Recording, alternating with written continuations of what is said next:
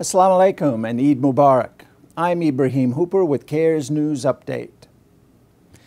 CAIR chapters nationwide gathered letters signed at Ramadan events urging elected officials to help stop the killing in Gaza.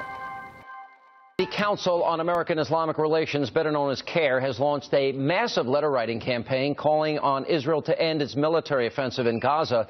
Now, in a press release, the pro-Muslim organization said in part, quote, the U.S. government must not remain silent about Israel's unjust and disproportionate use of force against the Palestinians in Gaza because American taxpayers provide Israel with billions of dollars of aid each year. We have a right to demand that those funds not be used to take the lives of innocent civilians.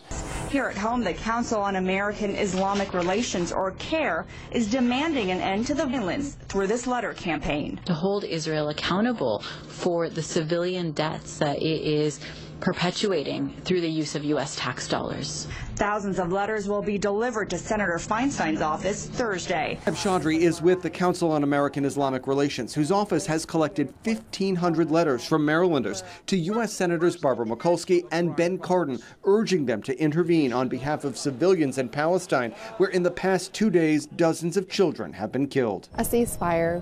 We want what I'm sure many people across the world want. We want the violence to end. CAIR representatives in Oklahoma, Ohio, Maryland, Missouri, and other states organized rallies and spoke out against the rising civilian death toll in Gaza.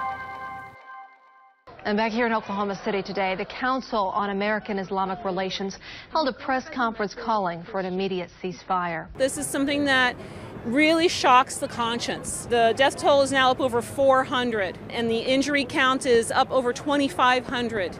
The people of Gaza are living in a virtual prison. We believe that this is not a religious issue. This is not the Jewish faith versus the Muslim faith. Rather, this is a political issue, and with any political issue, there has to be resolution, there has to be a conclusion to it.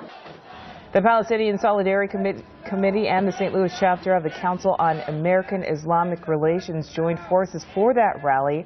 Both parties are calling for a ceasefire to end the violence on the Gaza Strip. Officials with the Council of American Islamic Relations say they're concerned with the number of Palestinian civilians being killed.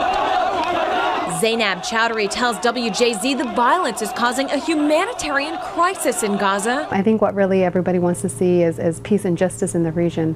But in order for that to happen, there have to be conditions in place that are fair to both sides of the party.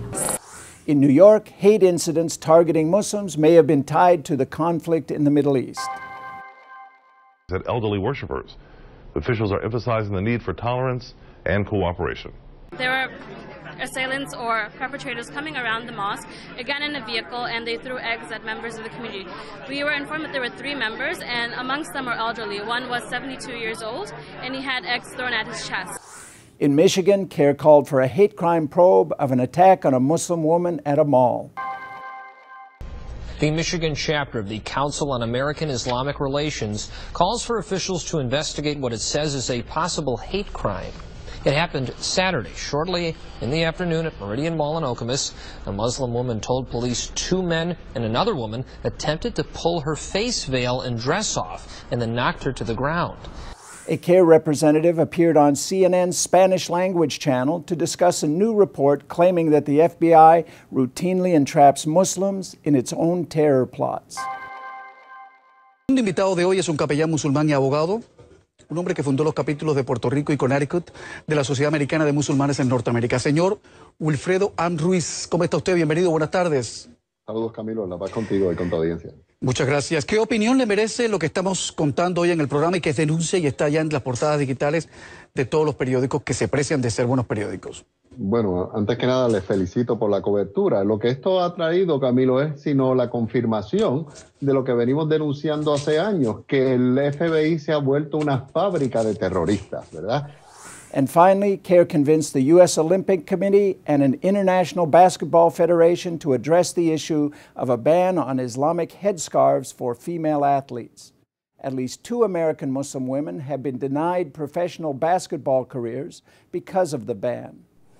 Please consider dedicating at least a portion of your zakat to support CAIR's important work.